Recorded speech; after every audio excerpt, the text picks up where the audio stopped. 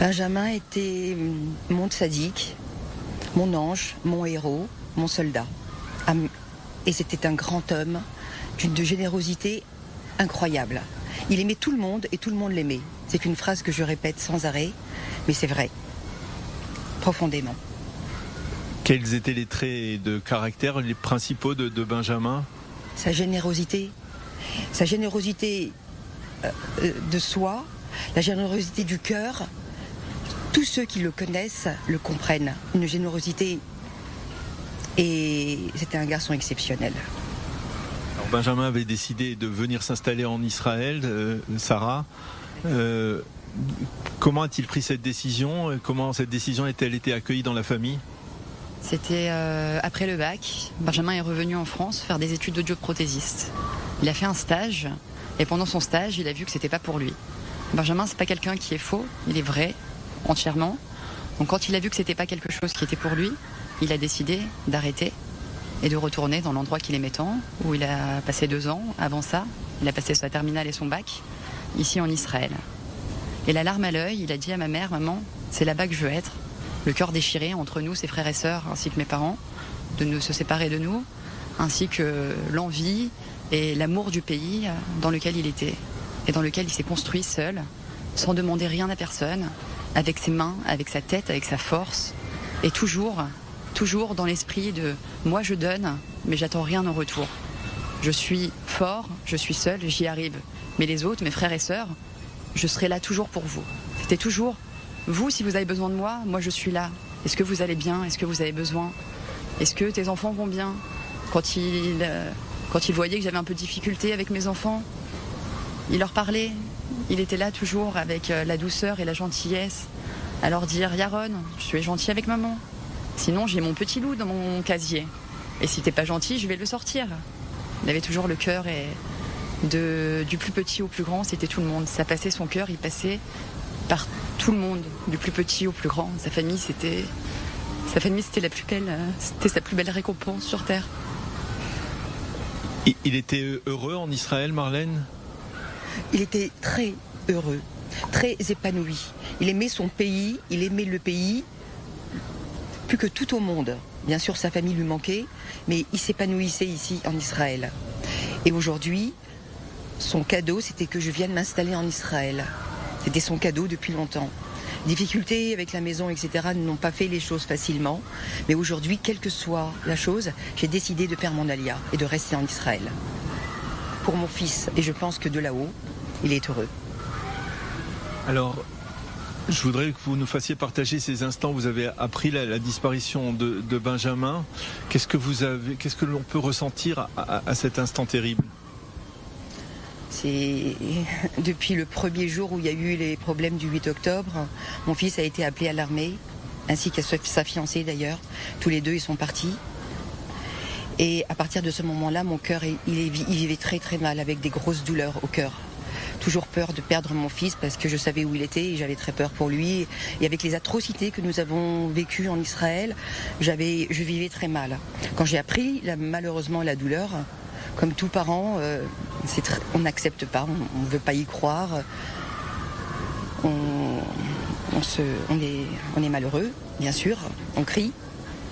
Mais aujourd'hui, je pense que mon fils a une place au ciel qui est extrêmement valorisante et mon cœur est apaisé, aujourd'hui, maintenant. Benjamin devait se marier dimanche dernier, le 5 novembre, et c'est de lui-même, de sa propre initiative, qu'il a décidé de repousser son mariage pour rester au combat avec ses camarades. Alors, effectivement, mon fils, le mariage, j'y tenais. Je me suis un petit peu acharnée avec lui pour que ce mariage se maintienne. Et c'est comme si j'avais un pressentiment que je voulais maintenir ce mariage pour pas perdre mon fils. Mais il me dit bon maman on va voir jusqu'à la dernière seconde, c'est-à-dire 3-4 jours avant. Enfin, il avait tous les éléments, puisque ça fait plusieurs mois que cette date était fixée, pour rester, pour partir de Gaza et rentrer pour se marier. Mais comme la difficulté se trouvait il y avait une difficulté, je me suis acharnée, comme je vous ai dit, je voulais tenir comme si je sentais que mon fils allait partir. Et puis finalement, il m'a fait bon maman, écoute, mon unité va rentrer à Gaza. Et j'ai un poste important. Les laisser rentrer seuls, mon unité va être fragile et je veux pas de ça. On va reporter maman et le mariage on le fera plus tard. Alors je lui dis écoute mon fils, fais ce que ton cœur désire avant tout.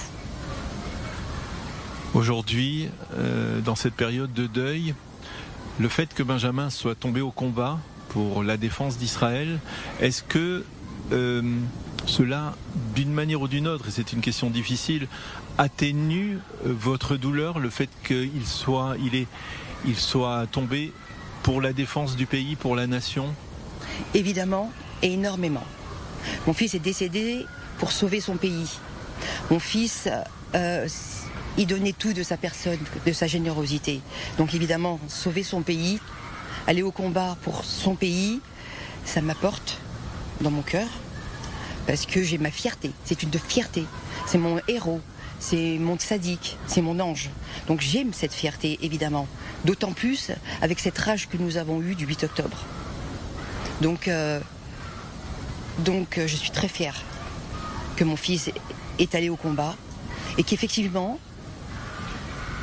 ma peine est atténuée parce que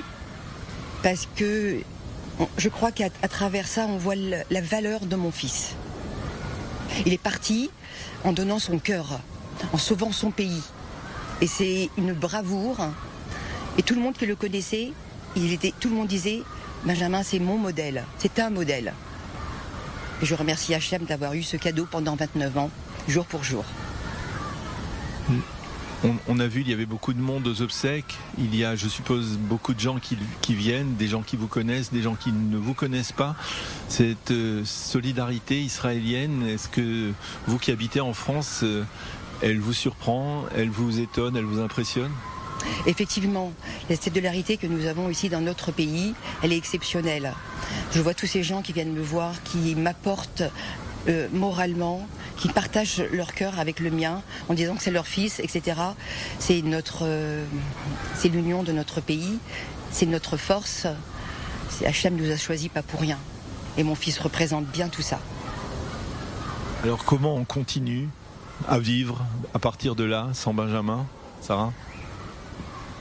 Comme disait ma mère, de par le monde et la générosité et la bonté, jusqu'à mes enfants, une dame que je ne connais pas, qui ne connaissait pas mon frère, est venue m'apporter des sachets de cadeaux avec des jouets pour mon petit garçon qui a 3 ans et demi, qui est là, qui ne sait pas la raison pour laquelle on est ici.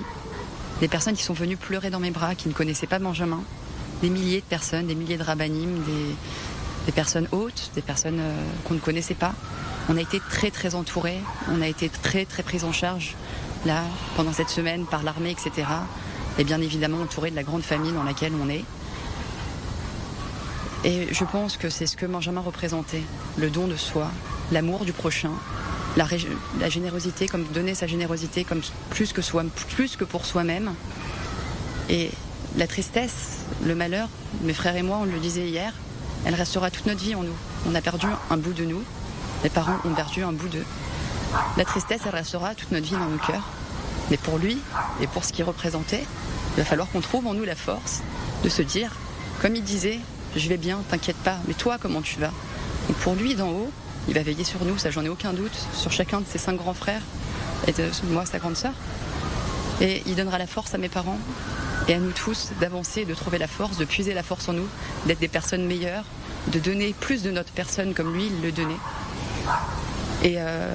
Et d'avancer dans notre vie comme il aurait voulu. Comme il aurait voulu qu'on soit toujours mieux, qu'on soit toujours meilleur, qu'on ait toujours plus de force.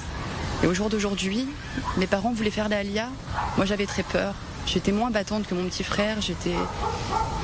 Au jour d'aujourd'hui, je pense que c'est très difficile pour moi. Mais comme il me le disait, Sarah, tu serais tellement heureuse ici, avec ton mari et tes enfants. Ils seraient comme des poissons dans l'eau. Je pense que notre place à tous est ici. Et pour lui, je pense que ma réflexion sera beaucoup plus profonde à ce sujet, qui me faisait très peur. Et même si je suis très proche de ma maman, étant la fille unique, je lui disais non, je te suivrai pas, maman. Je peux pas, ça me fait trop peur. Je suis pas assez forte pour ça. Au jour d'aujourd'hui, je pense chercher la force en moi, au fond de moi, avec le soutien de mon mari et de ma famille, pour venir ici et lui donner ce qu'il voulait et ce qui lui aurait fait plaisir aussi. Benjamin vous donne encore des forces? Énormément. Énormément. Benjamin me donne énormément de force. Je vis des moments d'énissime. Des miracles. Des miracles, et je les ressens. Donc je sens sa présence et son soutien. Il n'est pas là, mais je le ressens. Il est là. Merci beaucoup. Merci.